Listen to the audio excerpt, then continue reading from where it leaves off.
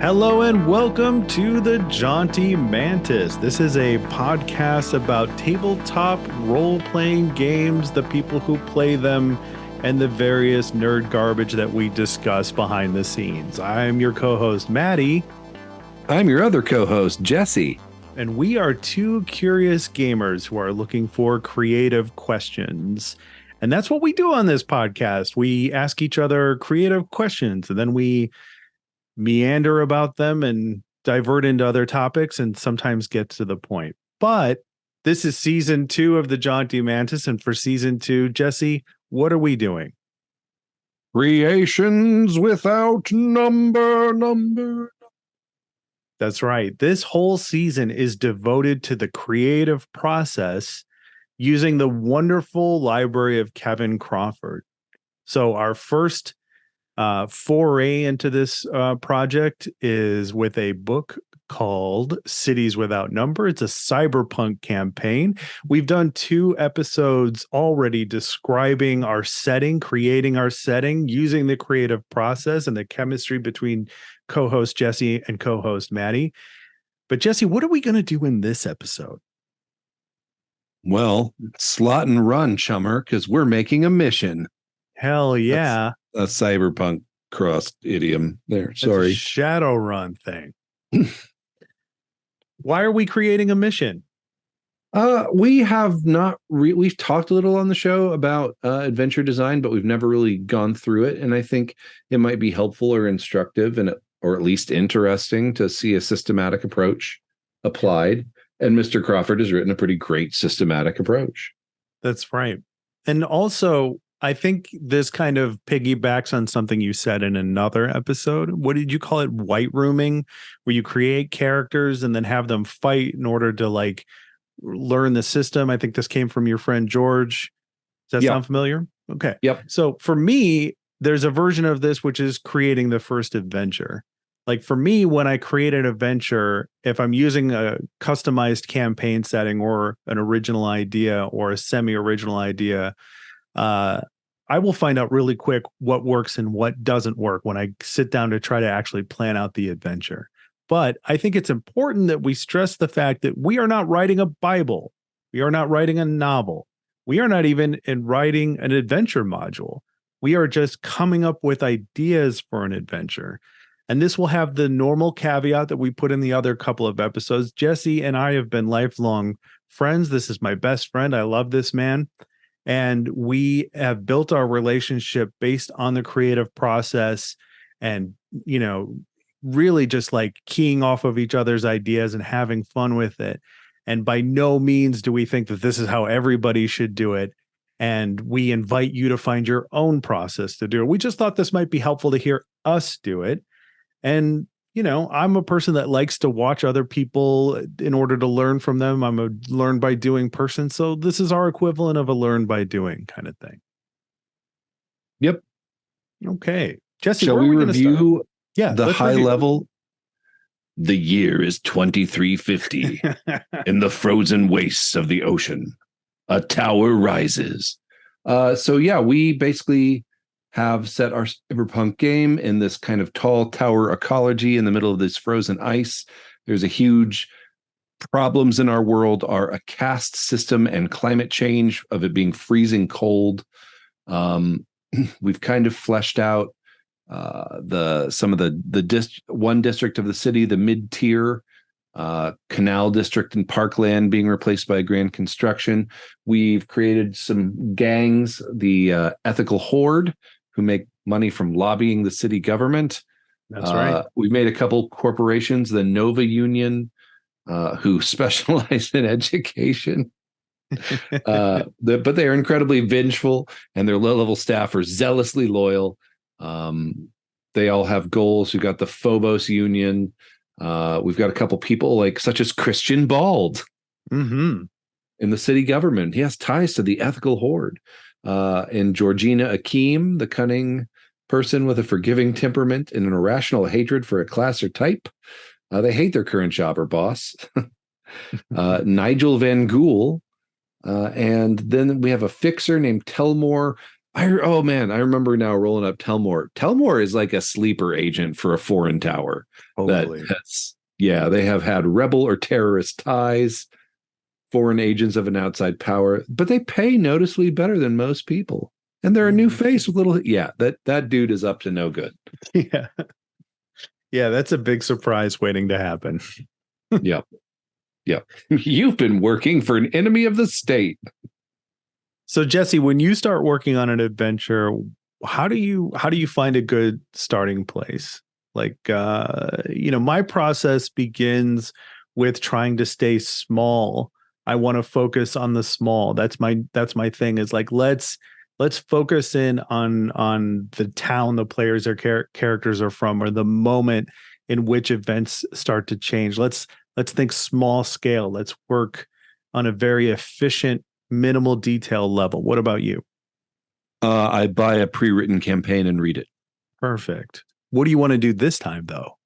I want to basically flesh out mission number 1 using Kevin Crawford's ideas.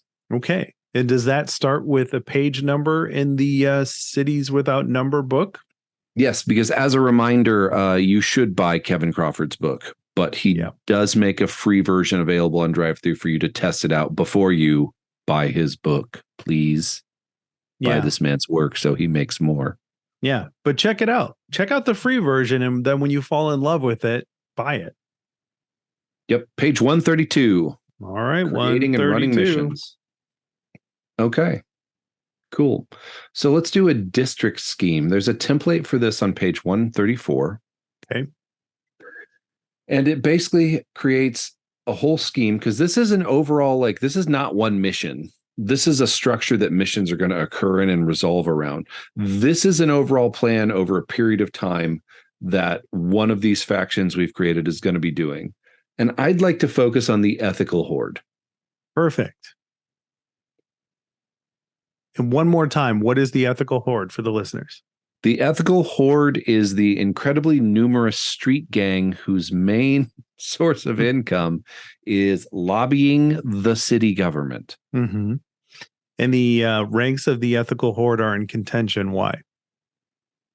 They've recently been sort of trying to do a glow up. We kind of talked about the idea that the criminal leaders have been wanting to go legit, and they might have pissed off the Nova Union, which got them driven out of their old HQ in a power plant overload or something, and now they've moved to a new headquarters in a more sort of Tory area of the city, or Tony area of the city, if you will. Yeah, and there's a portion of the ethical horde that views the leadership as sellouts, because the new headquarters of the ethical horde is where? It's in the mid-levels. Oh. All right. They've forgotten their roots from the understreets. Correct. They're disconnected from the things that matter most. Yep. Lobbying the government. Schemes are measured by progress points. Is that what PP stands for, Jesse? Well, yes, it is. Thank you for giving me the correct term for it. Progress points. In this framework, you have a scheme that has a start, it has milestones, and then a final goal. And as you play out potential missions, or these things are happening in the background of your world, that organization is going to be attaining progress points towards its goal. Like a simple supportive mission might generate 1 progress point. In the example we're going to use with the district scheme template, requires 20 progress points for that group to complete its goal. Right. And what is the point of progress points? Like, what's the merit behind them? What are we trying to achieve? We're trying to basically, if you have 5 schemes that are happening in the world, you're going to have some interesting interplay between those. It's going to make it easier for you to think of missions and hooks. And things that are happening to make the world feel a little bit more breathing and alive. Plus, it's nice to have a plan. Yeah.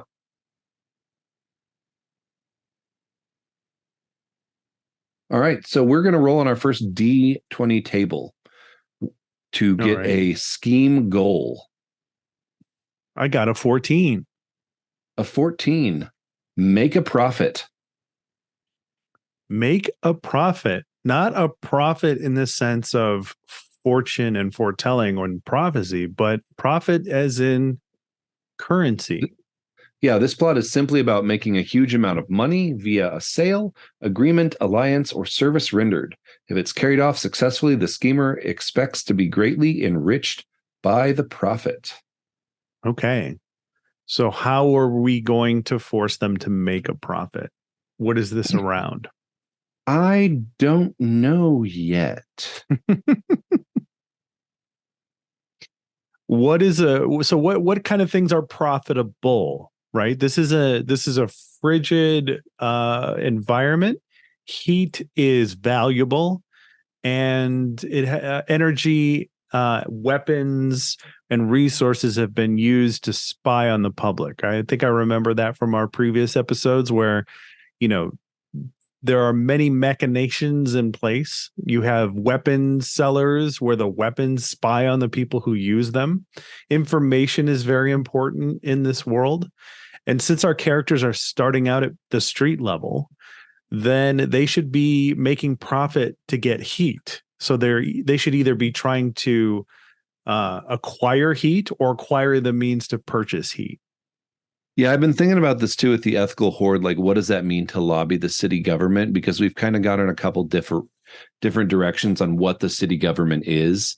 Mm-hmm. I had talked about the idea of having EDA, the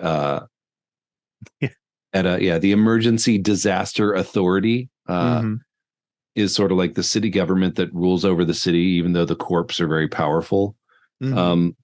And while this may lean a little bit into 40K, I think it does pick up some cyberpunk themes that, like, the bureaucracy is so labyrinthine that the ethical horde know how to complete the request forms for like disaster resources on these like semi-autonomous like programs.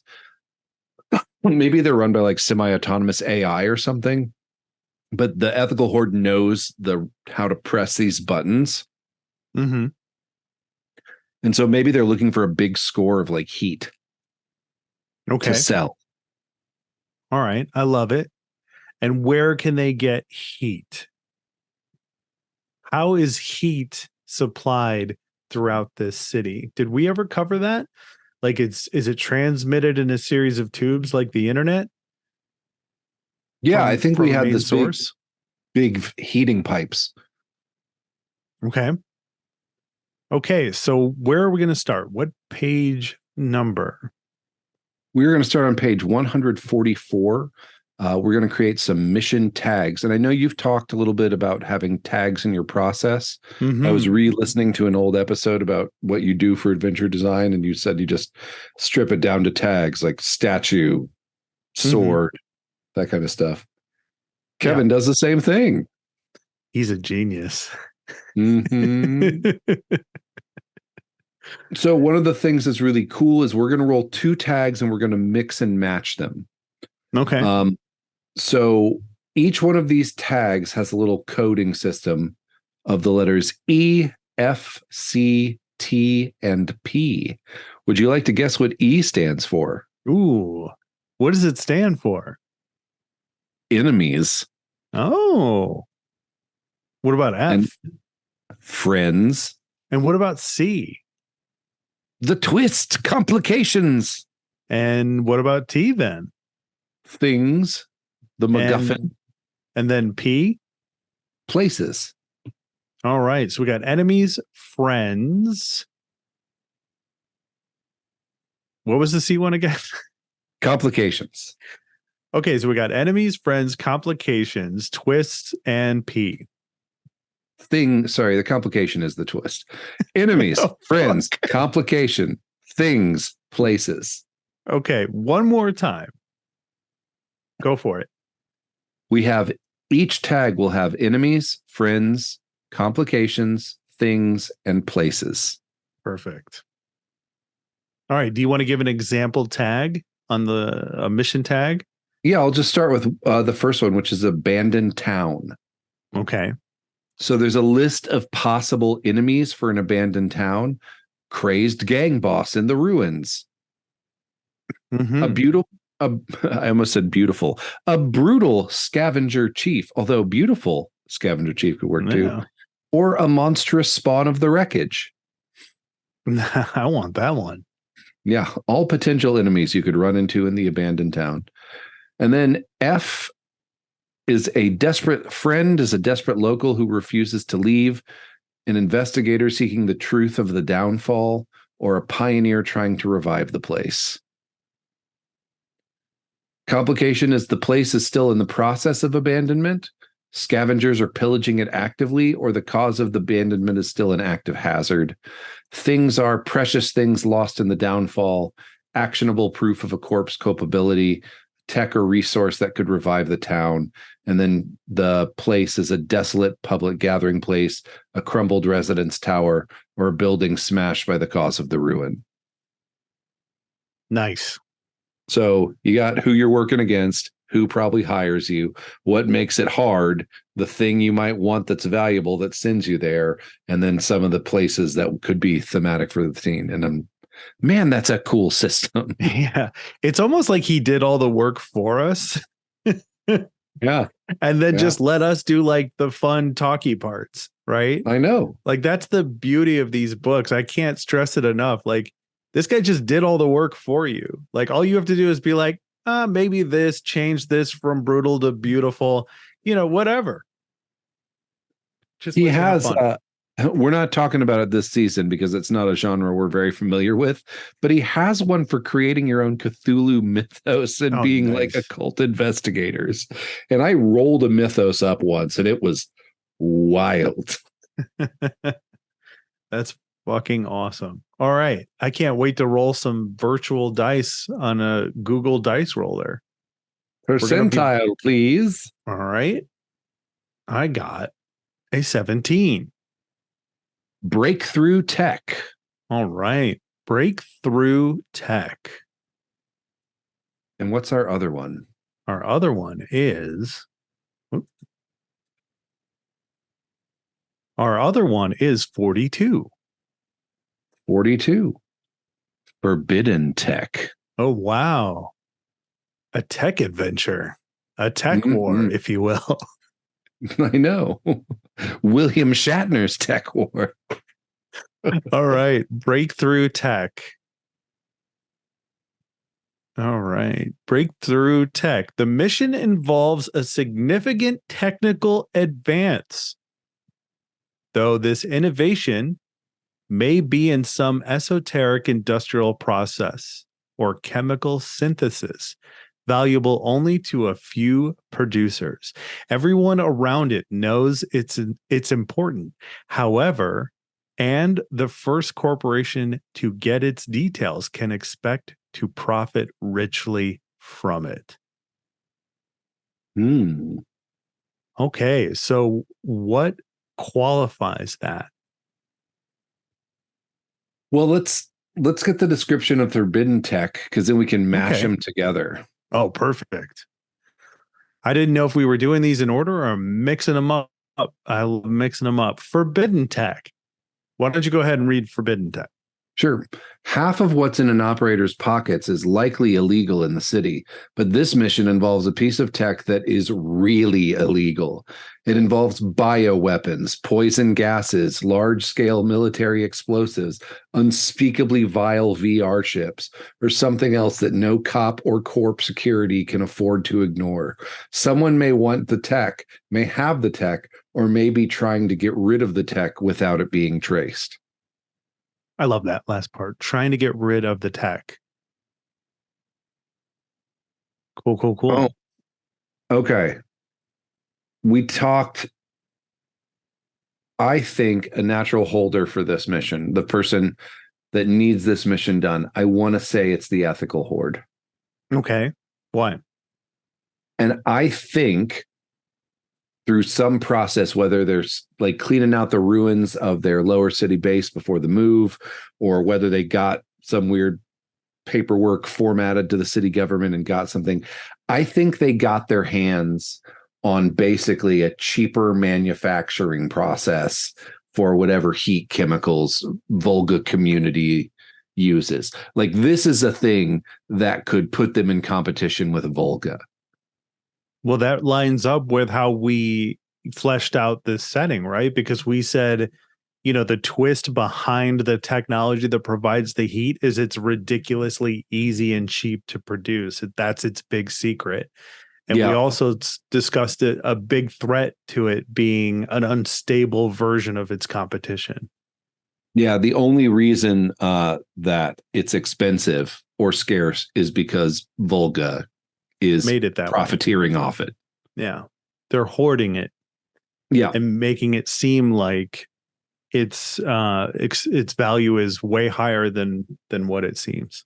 And I love that idea of trying to get rid of the tech without it being traced, because I think it's really, really interesting and also likely to create some conflict for the players. Because they'll know that it's super valuable, but the ethical horde just wants it disposed of.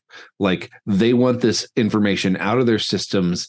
They want it gone. They don't want anyone to know it. They have just barely survived pissing off another corp, and they are not crazy enough to get greedy about this thing right now. I love that. Can we take it one step further with an actual chemical? Like not just a formula, not just data describing the chemical, but the actual chemical itself. Physical proof. Because I kind of want to take this disposal thing one step further. I kind of want to make a part in the adventure where some of it or all of it gets flushed down a toilet. And because of the unique chemical nature of this product, they have to go into the toilet to pull it out, or recover it. Like, it's been disposed of literally. Like, they have to literally extract it from whatever method that they tried to dispose of it with. Do you think that's possible to do? Like, go into the sewers and recover it? Yeah. Yeah. Like, they got so desperate to get rid of it at one point in time. Like, it's that part in the movie where the person is just like constantly looking over their shoulder and there's guys that are about to kill them and they just fucking toss it. They just get rid of it immediately and then start running away. Like, that's what it came down to. Yeah, like that happens during the actual meet. Right. Exactly. Yeah. Because I like the idea of them then having to go into these other parts of the district that we kind of, workshopped in our last couple of episodes, because then it'll let us give this adventure like a nice range of, locations and places to go to. Okay, so we need an enemy for them to strive against, according to this system. And looking at the forbidden tech, hey, here's an idea. You look at the other page for the breakthrough tech. Okay. And I'll look at the forbidden tech, and then we'll just say things for each category that jumps out on us and then decide what works best. Let me know when you're there. I'm there. Okay. One of the enemies, and I love this idea, is a desperate zealot set on using the tech for their cause. There's somebody else in the ethical horde that knows about it, and they're the idiot that's gotten greedy with it. Perfect. And they're high enough up the chain to have resources, so we have another group of people hunting for it. So it's a race against time on this mission. Right. And that cues into an enemy from the breakthrough tech list that I really like, which was the cruel scientific headhunter. I like the idea of like a mercenary, an assassin, a headhunter, a hunter, but he's like really fucking nerdy. Like, he wears a fucking lab coat. Like, he's a guy that like was working in a scientific capacity and he just has a penchant for cruelty and beating people up. And that's just become his path. Right. So I like designing that whole aesthetic around this like science-based headhunter, like an evil Dexter from Dexter's Lab, all grown up and disgusting. Okay. What do you think? I love it. I think having two groups looking for it, like, raise the stakes. Clash. You have them clash with each other. Like, what this has the potential to do is it has so many moving parts, and you could preface the adventure by saying like, you can use just these, or you can have them all going off at the same time. Like if you need to like really mix things up right now, have the fucking headhunter just like come right around the corner, and just make it obvious that this person's about to start killing people. Yep. I think we'll get there with the complication too.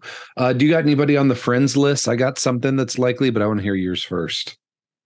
I kind of like this sympathetic entrepreneur. I like the idea that there is a positive potential to this technology, that there is somebody out there who is trying to do right with it. And because of this is because Cyberpunk is an extrapolation and commentary on like, the evils of consumerism and capitalism gone wrong, and a decimated society by that particular aspect. I like the idea of a sympathetic entrepreneur, which is what is listed through the breakthrough text. Somebody who the PCs could trust to be able to be interested in this technology, as much as anybody could be trusted. Now, like what role that person plays, whether they're in the background, can they be trusted? I don't know, but I like the idea of having like a little point of light in an otherwise dark and dismal setting. What do you think? Is that too overly ambitious? No, let's keep that as a third. That's a third faction option of someone also looking for it. Okay. And that one is the one who will ally with them. Okay. And like have the best interest at heart. Yeah. I mean, he still wants to make money, but he can put it to good use as a competitor to bring down the other organization, the Volga Corp that supplies the heat. Yeah, good luck doing that. Yeah. I've got this one good patent and I'm going to take on a multinational evil corporation. Yeah, he'll wind up dead or bought. Yep. Or they'll just buy him. Okay, here's mine. The associate who needs the tech to discreetly disappear. Oh, wow. Okay. I like this. Yeah. So that person's the missionary. So far, we've got, I love the it gets flushed. I love it gets flushed. Mm-hmm. That gives me so many ideas of where this can go. But let's get through this list and then I'll tell you my idea of the plot and you can tell me your idea of the plot. Okay. Okay. Complication. I have the tech is disguised as something else. It was stolen from someone else who wasn't supposed to have it, and it's seductively easy to sell on the black market. I don't think this thing is easy to sell on the black market. No, that kind of undermines our whole thing. It's too dangerous. Like,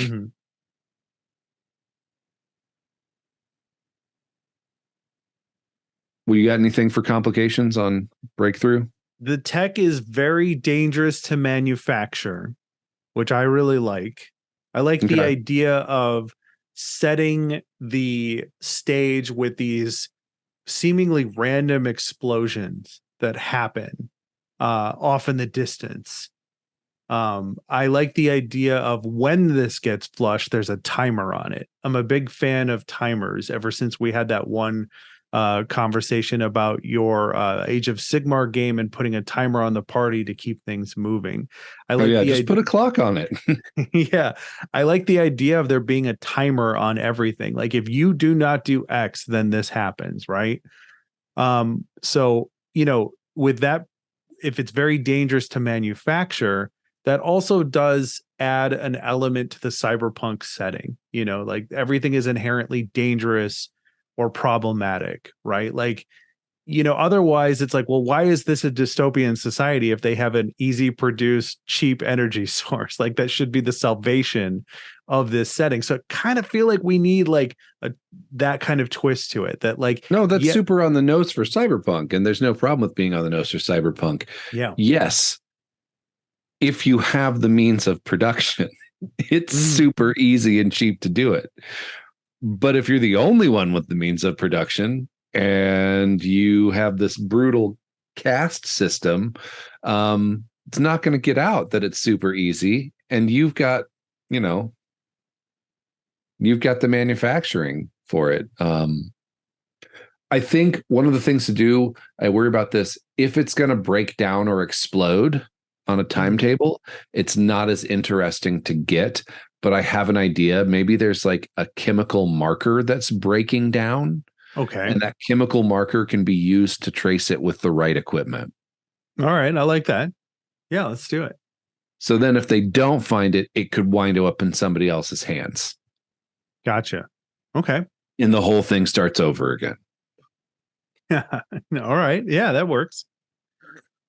Do you have a similarly interesting complication? No, I think yours is better. Okay. We could do something kind of funny if it was disguised as something else. Like yeah. I want to do Jurassic Park, like a can of shaving cream or something. Yeah, like it's hidden in a fucking like hot dog. Yeah. But the hot dog is made of like rat meat. Chasing a hot dog made of rat meat through the sewers with a decaying genetic tracking system or chemical tracking system on it. Well, grown up sadist Dexter's lab guy is looking perfect. It just writes itself. It's just happening right in front of us. Yeah. Thing. I think the thing is the tracking equipment. Mm-hmm. And I love the idea that it's very, very dangerous to manufacture too, because to get the equipment to track it, you have to go to the ETA manufacturing facility that's been decommissioned where it was made. And that place is a chemical wasteland with like, that looks like perfect. The top of a Blade Runner city, just like flame vents everywhere, deadly chemicals, noxious fumes. So are we going to make them have to suit up in like, makeshift hazmat gear in order to get into that facility? I don't think we're going to make them. I think that's a really good idea. But I'm like picturing like running gun battles on rusting, collapsing walkways above chemical vats. Like perfect. Yeah. Sudden flame vents. I love it. For my things, it also says secret formula vital to the tech, which I think just goes hand in hand with what we've already been describing. So I think that one's already also been done for us right there. Yep. Yeah. The thing is the tracking device. Mm-hmm. Okay. And then place. Well, we've already got one. Mm-hmm. We've got two, actually. We've got the place where it was made, the horrible abandoned chemical factory. That's right. We've got the sewers because it's getting flushed and you're going down the sewers. Mm-hmm. So mine is Grim Lab, where the tech is created, site of the tech's recent deployment, heavily guarded storage site for the tech. And mine are hidden corporate laboratory, restricted testing grounds, ransacked remnants of the real inventor's lab. Ooh. I like that one. Yeah. I mean, that's the, like, you could throw in so many clues. Like, let's say if we did the hot dog thing, you could throw in so many clues to the hot dog in his lab. You know what I mean? I like the idea of also designing a makeshift lab in somebody's living space or workspace that was hidden. You know what I mean? Like one of those pull-out bed kind of deals. Like it's a pull-out fucking, lab that comes out of the wall, and it's all, makeshift stuff that was taken from work. Yep. All right. What's next? We're done. Oh. We're just completely done. Episode over. 15 minutes. All right. Was it only 15 minutes? How are we going to work in our NPCs? Okay, so now we've got our NPCs, right? I definitely think our shady fixer is the guy who hooks this one up. Oh, of course. Yeah, this is perfect. I don't know that we need a city government NPC. No, we don't need one, but we could have one just kind of like ready and waiting in case that ever needs to come up. Well, here's the other thing too. If you're listening to Kevin Crawford's advice, right? We rolled up these city officials. We don't have a use for them. They're not city officials anymore. That's One true. of them's this guy in the ethical horde who needs to get rid of something. That's true. Remind us of this rule real quick. So he says only prep what you need to prep. And then also no prep is ever wasted, because if they don't go to the dungeon that you drew, you've still got a dungeon you can use for something else. So just look at your cards, your elements you've created, and repurpose them. Which is such great advice. Yeah. Use the whole animal. Yep. Okay. So you want to talk through the outline of from your perspective? Well, wait, you had a defined idea that you were waiting to share. So let's do that. Oh, we got it. It was the chemical plant. Oh, okay. Okay. Perfect. It was the chemical plant where they have to go because they have to get the thing that lets them track the compound and narrow down on it in the sewers. All right. Well, then let's go back to one then. What is the hook to get the player characters into? Do they have any stakes in it? Is it all through our NPC that we've decided to include it in the adventure? Like, is there any kind of personal stakes involved? Are there multiple pathways into this adventure? How about it could be as little as the fixer calls you and says, I've got this job. It's urgent. Yeah. The ethical horde needs help. But if you wanted to really personalize it more and have them make it their mission, let's say that the do-gooder character we've mentioned is like a family, older brother or something, or like some familial fond connection to one of the player characters. I love all of these things, and I want to do more. One of the things that I used to love about pre-written adventures in the 3rd edition era, even though I don't like pre-written adventures, but Wizards of the Coast did release some mini adventures on their website that you could download, and in some of them there were like multiple prompts for how you can get characters into the adventure. Like you just said, there's a family member or somebody hired you or whatever the case may be. So I like bringing all of these different things together, right? Like we mentioned the idea of explosions happening off in the distance, and you could make it that one of the characters, people close to them, have been affected by this. I like the idea of tying in our setting directly into the characters. And I know we don't have characters made in order to reverse engineer that process, right? Because in one of our episodes, we said get to know the player characters and then design the adventure around them. We don't have that. But I like the idea of putting in like setting specific prompts that you can be like, okay, well, Mike, for your character, they've noticed these explosions happening, and that was a cause of the death of your uncle or whatever the case may be.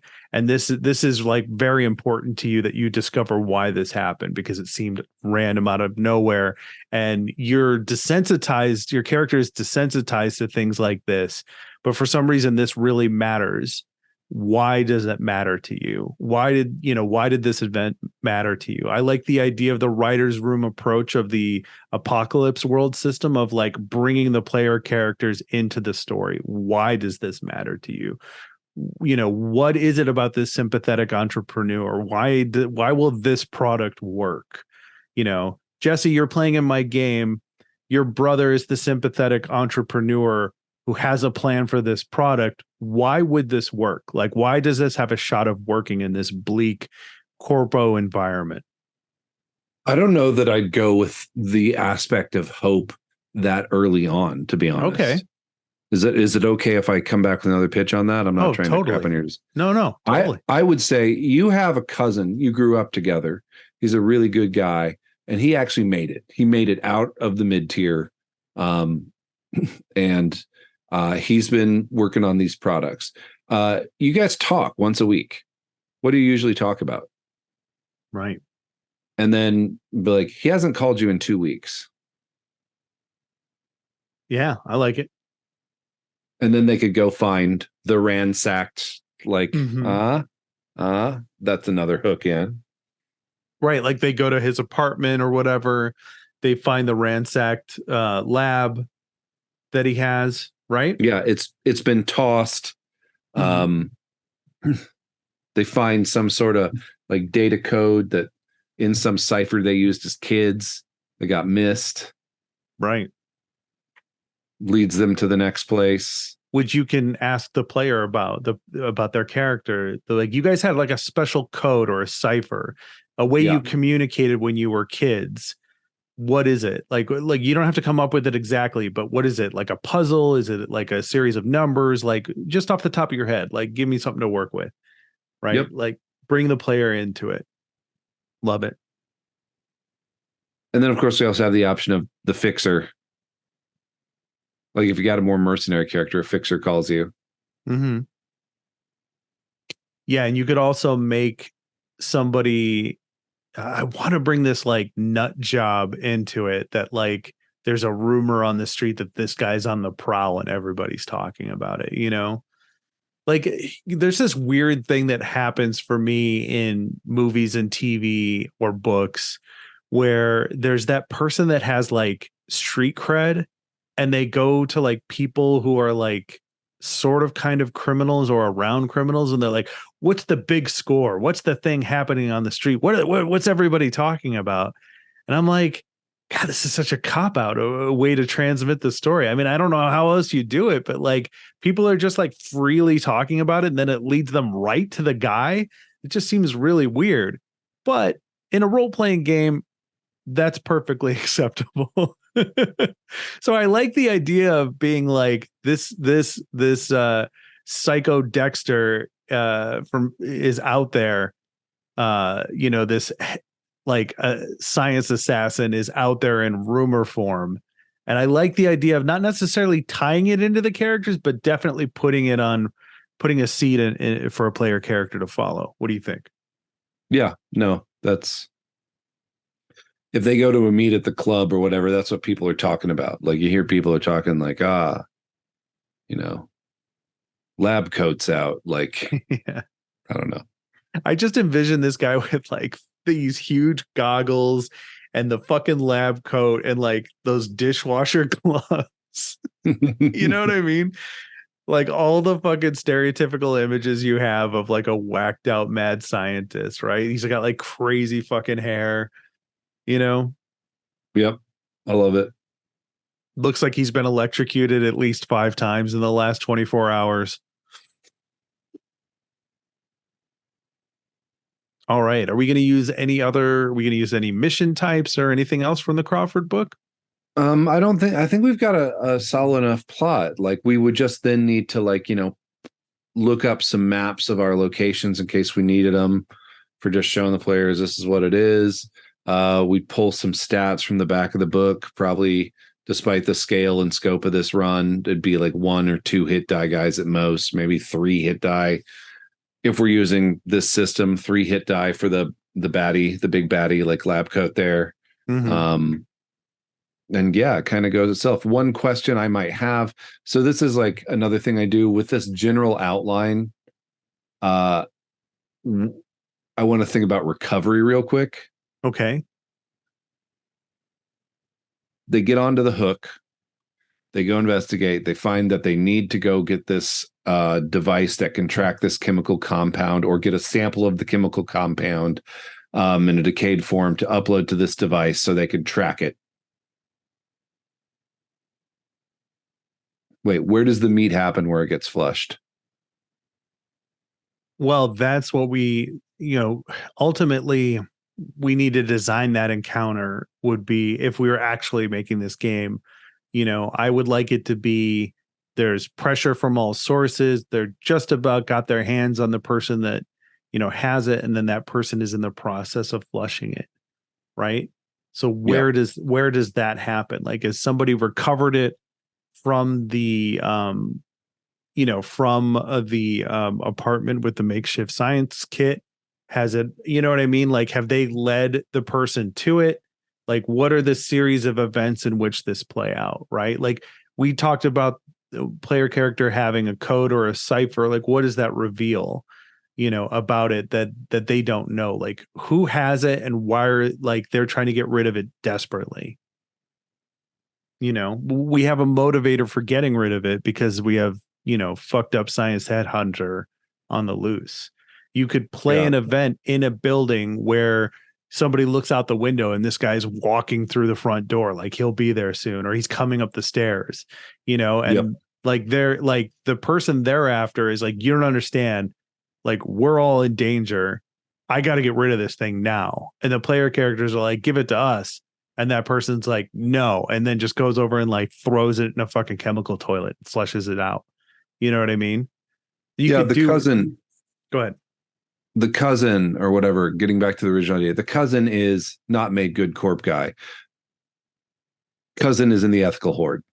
Okay. Like higher ranking. And he's got his hands on this thing. Okay.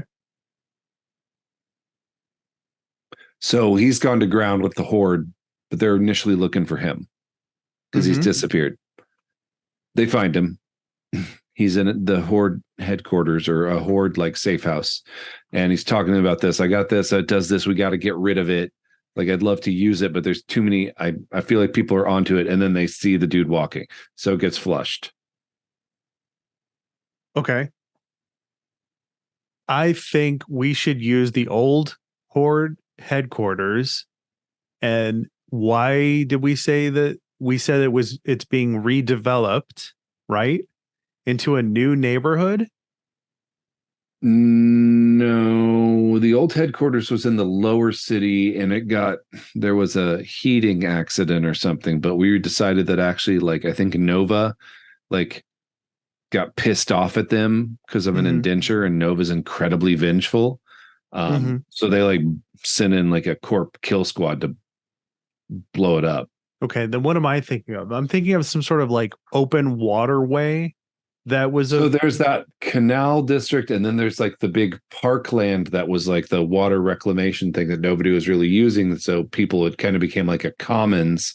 And then Volga, whose money trouble is from the failure of this housing initiative, was trying to create some nicer mid housing, and they're changing that parkland into this. Then that's where it happens, because there's multiple opportunities for this guy to throw it in the water and get rid of it.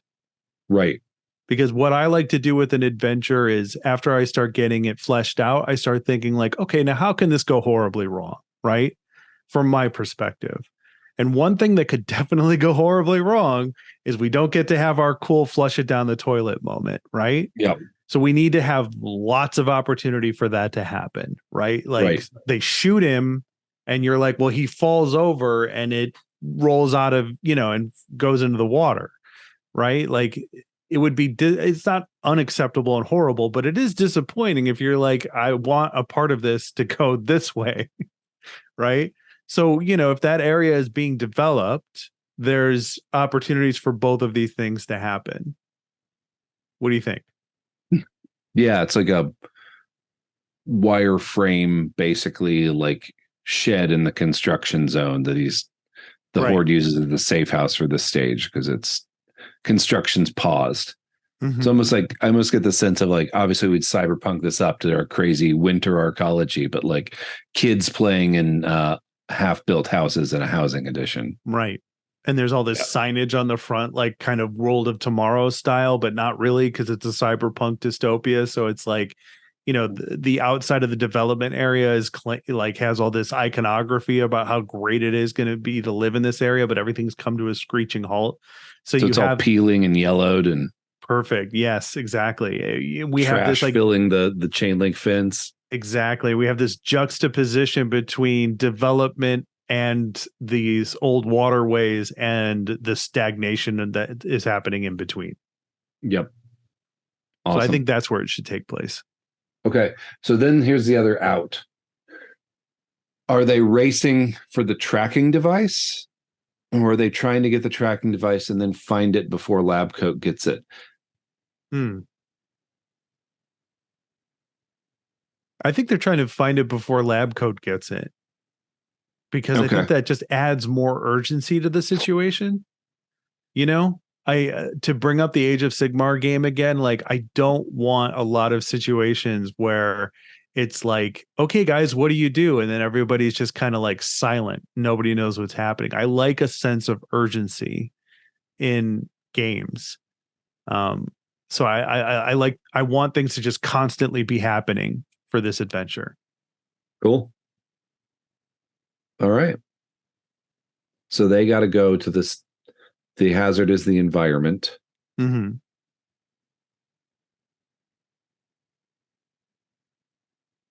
And then the conflict there is that there's some crappy, scabby mutant gang that. Yeah. What about, I mean, you know, you could put a creature in there. You could do all sorts of stuff. You know, I would say what kind of environmental stuff, but we're already going to do that with like the chemical area. That's hugely environmental, danger. So I would like to do something different with this particular zone for the adventure. But yeah, you could do some like drifter gang that's just like hanging out in that development area that hasn't been cleared out yet. You know? Yep. Something that's rival to the ethical horde. Oh, I'm thinking about like when they go to get the chemical compound or the tracking thing at the place of manufacture. Oh, okay. What's the conflict or challenge there? And I just had this crazy idea of like, how would you make a penguin scary? Like, because its blood's been replaced by this chemical and it generates heat and it's like 8 feet tall. And like, will it explode? Yeah. I'm a fan of this idea.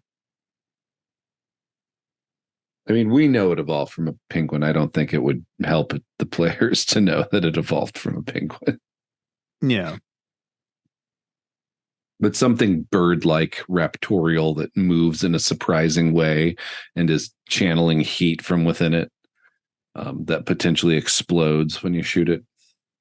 I like the juxtaposition of this is a frigid, cold environment and the thing you are fighting is producing too much heat. Yeah. Like they are like sweating. The closer this thing's getting to them, like they touch it and it burns their skin, you know? Yeah. So they got to figure out how to get around that thing or kill that thing to get the thing to track it. And then they're racing against time to find the sample in the sewer system before Labcoat does. Labcoat's got goons or there's something in the sewer. They get it. They don't get it. How do they get paid? They get paid in one of two ways. They either get paid by recovering it or they get paid by properly disposing of it. Okay. Because there was a second person interested in disposing it desperately. And that person was watching from the sidelines for some reason. So they're aware. You could have like a double contract on this job, right? That could be a fun little like twist in the adventure, that the person supplying this contract to them, this job to them, is like, by the way, there are 2 contracts for this job. You can you know what I mean? Like there's a buyer who's interested in this and there's a buyer who's interested in getting rid of it. And then that puts like a fun, quandary on the party of like, what do we have and what do we do with it? And it could be a launching point into, the next adventure. And that's totally something that shady fuck Telmore would do. Yeah. I was almost like, who? Our fixer, who's, foreign agent of outside powers. Yeah, for sure. Okay. So I think we got it. Well, what other kind of things can go horribly wrong? I mean, this is one night's play. I don't think we need too much more horribly wrong. Fair enough. I think we got a couple major beats of our story, a couple major scenes. They're going to have some planning discussion in the middle. The only thing I could think of going horribly wrong is if the party kills Labcoat. You know, it's not the worst thing in the world. It just is going to take a lot of the like dread aspect out of the adventure. There was another one. Oh no, lab coat. He's a scrawny little scientist. Mm-hmm. He operates drones, like Android drones with like lab coats, like, and the gloves and horrible, crazed, like glowing eyes that like. See, this is why I'm saying, like, plan for what could go horribly wrong, and it just makes it even better. Yeah. Yeah. That way, if they do kill it, it's just a drone. Mm-hmm. Perfect. Okay. All right. I think we did it. How do you feel about it? This process? Was it similar really to what you do? This is a more efficient version of what I do because this keeps you on track. You know, with me, I just kind of like lay in a bed or on a couch and just kind of like start spinning through things through my imagination and then occasionally writing them down. And this is a more focused approach. You know, it's like, here's what it is, roll on the table. This is what's happening. And you could deny the result of the roll at any point in time. We could have been like, nah, this one doesn't work. Let's just try another one. You know? Yeah. I like it. I think next time, the nice thing is with these books, and as we'll get into later in the season, he's got a version of this for just about every major genre of role playing except Western. Of course he does. I've mentioned this. One of my favorite is Wolves of God, where you're 7th century Anglo-Saxons. He's got a version of this for creating adventures of that. There's a part of me that wants to combine all of them. Oh, there's guidance.